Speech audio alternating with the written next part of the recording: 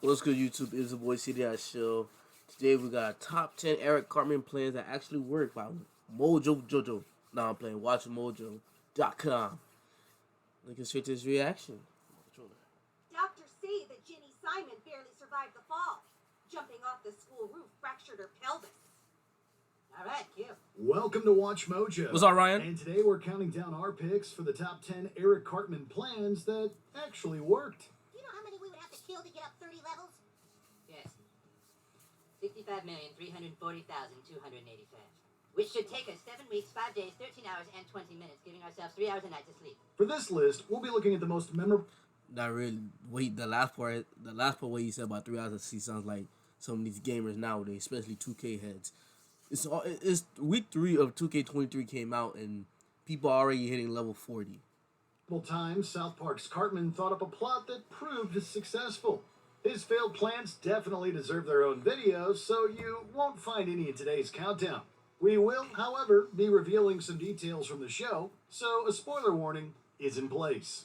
Which Cartman plan did you enjoy seeing put into action the most? He did, Mr. Mackey, so wrong. But then again, he deserved it because they literally throw him under the bus. Even if it ended in failure, let us know your all-time favorite in the comments below. Number 10. Taking out the World of Warcraft griefer. When Cartman rallies his friends together to defeat a high-level player who keeps killing their characters, they're all easily taken out. Alright, log in tonight from your computers at precisely 7:30. We will meet here on the plains of the Elven Forest near Westlaw. My friends, to victor! Is that Westbrook? Oh, shoot.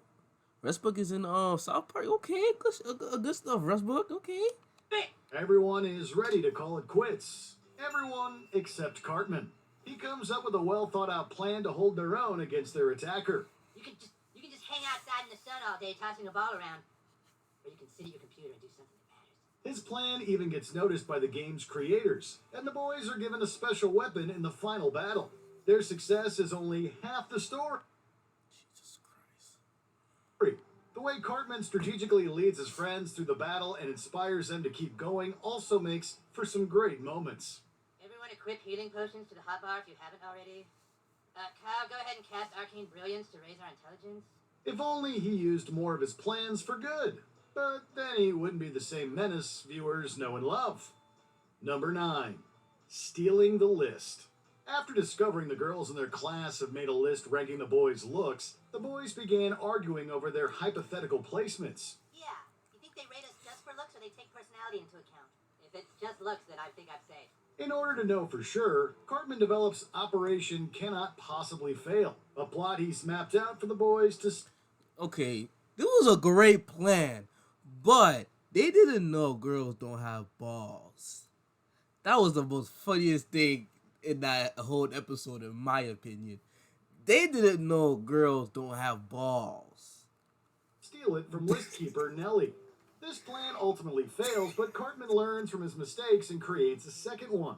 Never mind, because we're going to plan B. One that I call Operation Cannot Possibly Fail a second time. Second time's the charm, we guess, because this one works. Of course, the results only create tension between everyone, but Cartman's no longer the only one being picked on for his looks. You're last, dude! No way. Yes, wait, check it out! Yeah. Do we smell a conspiracy brewing here? Number 8. Saving the cats. When cats are declared illegal in South Park, Cartman begins hiding Mr. Kitty in his attic. Mr. Kitty, you have to live in the attic for now. Here, write a diary. Soon he's running his own safe house, hiding Mr. Kitty's friends and other people's cats. This is one scheme where Cartman actually helps others without receiving any personal benefits. Then again, perhaps I could find space for just this one more. Oh, you show such kindness in such darkest of times. The fact that they really use Kitty piss to make him high.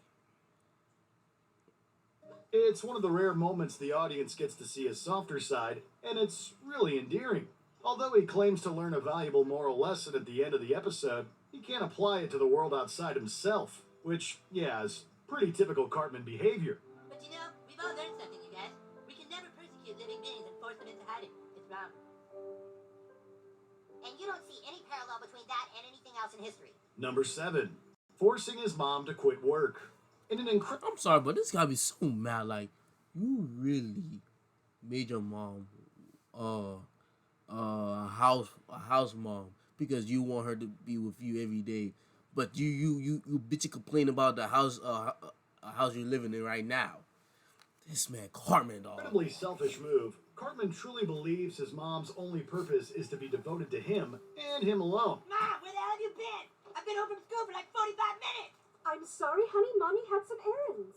I didn't have anything to eat except Nutella. I was about to call child services. When she gets a job as a realtor, he manages to found his own company in the field, driving up the real estate market and causing the Chamber of Commerce to go after him. He refuses to quit until his mom agrees to do so. That isn't true. It is true. You're scared and you're jealous that a job will take my attention away from you. Although his actions are pretty insane, they're also impressive, in a sort of horrifying way. The way he treats his mom is abhorrent, but the fact that his plan actually worked is... He put a weapon on his mom that one episode. I forgot what it was about. I think because when the parents was watching that murdering sex show, I forgot. But this man Cartman pulled a gun at his mom. What earns it a spot on our list? Jeez. And you won't get any other job? No. And your only job will be me? And you'll be home when I get back from school and have my mid-afternoon meal already on the table? Number 6. Saving Kyle's family. When Cartman hears Kyle is moving to San Francisco, he is elated until he's reminded he might miss having his enemy around. You may be stoked now, but I bet you're gonna find that without Kyle around to rip on, your life is empty and hollow. As much as Cartman seems to hate Kyle, he also seems to truly enjoy their rivalry. This leads him to deciding to rescue the entire Bravlovsky family, making sure they get back to South Park unharmed. Well, Eric, you sure are a great guy for doing this. I don't have a choice. Somebody has to get into San Francisco and warn Kyle's family to get out before the storm hits. Even though Cartman does this mostly for himself, the fact that he saves Kyle's family too makes his efforts relatively selfless. He doesn't want any credit for it either, and goes right back to insulting Kyle as soon as he's safe. Good old Cartman. Are we right? That's better. Number 5. Giving students and faculty laxatives. Anyone who comes to Cartman for a plan should always be wary of the outcome. We want you to see Pete Melvin through this and turn public opinion around. You're crazy. The administrators of his school probably should have known this when they asked for his help. As is typical, Cartman only makes things worse. The faculty's response is less than productive, and Cartman, as Cartman does, seeks retaliation. His forgive and forget act is spot on, but of course, his complimentary cupcakes are laced with laxatives. The school administrators probably should have expected whatever he came up with would backfire. I have a feeling this is like a recreation of the incident. I don't know what year it happened, but what's the school in the UK when like somebody put laxative in lemonade and all the students had to take a mad dump. Some was shitting outside in the hallways. I think the person name was Mr. Poop, something like that. He's verified on Instagram. I think that's that's where they got the idea for this episode. Or at least come back to haunt them in the form of laced cupcakes. You feeling all right, Mr. Mackey? Yeah, I'll be right back. Oh. Number 4. Helping Shelly get revenge. Cartman can't win against Stan's older sister Shelly when... The cat in this episode is such... Oh, jeez. The cat, bro. If you know, you know. And she babysits him one night. All right, turd. Listen up. Now that your mom is gone, I'm in charge. I don't know how you treat your other babysitters, but when I'm babysitting, you're nothing but a little turd. To get back at her, he successfully collects evidence of Shelly and her boyfriend Skylar in their very illegal relationship. He gloats about his victory for a little while until he realizes his babysitter is truly hurt. In a rare moment, we see Cartman sympathize and connect with another character. He's 22. What were you doing with him anyway? Nobody my age will go out with me because I'm too ugly. You're not ugly. Hearing Shelly putting herself down, he brings her back up and makes it clear something's off with Skylar, not her. He then offers to use his evil for good and helps her get back at Skylar. Watching the two of them work together is a lot of fun, and once they team up, Skylar doesn't stand a chance. That was so cool. I wish we could have seen his face. Thanks for all your help, Eric. Number 3. Making Mysterion reveal his identity. Declaring himself a superhero, Cartman instead turns into South Park's version of the Joker in this episode, threatening violence against the town until a more appreciated superhero, Mysterion, reveals his face. If Mysterion does not unmask himself publicly by Wednesday night, I'm going to blow up a hospital. Cartman's jealousy is on full display as he plots Mysterion's downfall. The city needs my help. It cries for protection, and I will answer the call to save her. That's what I'm supposed to say. I know you, Cal. Just stop. I don't have time for this. He clearly has no problem putting innocent people at risk, which is definitely the mark of a supervillain. Still, by the end of the episode, when Mysterion's identity is outed and Cartman has done more harm than good, he continues to see himself as the town's hero. My entire plan worked. Like, we know who was that. Like, who... Like, come on, bro. Like, that whole phase, we know who it was. Obviously, it turned out to be Kenny, but we didn't know who it was. Could be Stan, Kenny. I mean, not Kenny. It is Kenny, but it could be somebody else or a random person. My work here is done. Number 2. Stopping the hippies. Discovering hippies in South Park, Cartman begins locking them in his basement. This is a free country, man. Bruh, I'm not gonna argue with you, right? Just go with it. Just go with it. We've been down here for days. And you're gonna be here a little longer, bruh, alright? After he is thrown in jail for this, the hippies throw a music festival, one that expands and begins taking over the town. After some persuading, Cartman agrees to try to help the people of South Park. Don't think that you can buy me with presents. Unless, of course, it's the new Tonka radio-controlled clay bulldozer. What makes this plan interesting is that it's pretty morally challenged.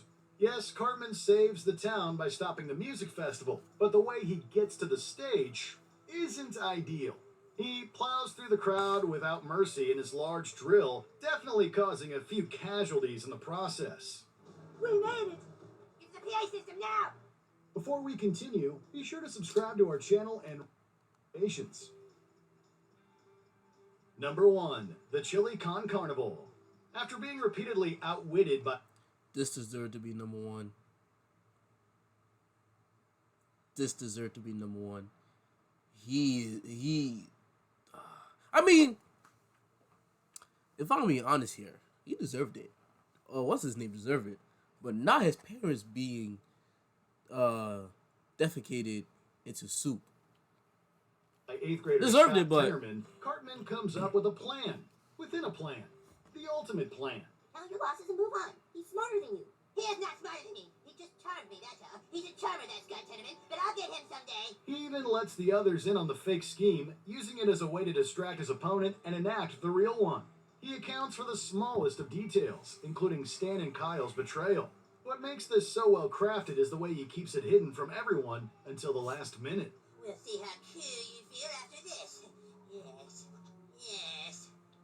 Yes. Even viewers are surprised when he finally divulges his true intentions. Okay, you got us, Cartman. You can stop licking Scott's tears now. Oh, let me taste your tears, Scott.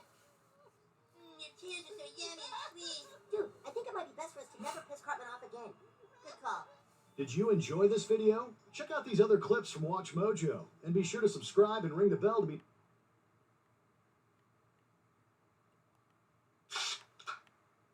Oh, yeah. Oh, and it was today, too. Oh, yeah. This is definitely the next video.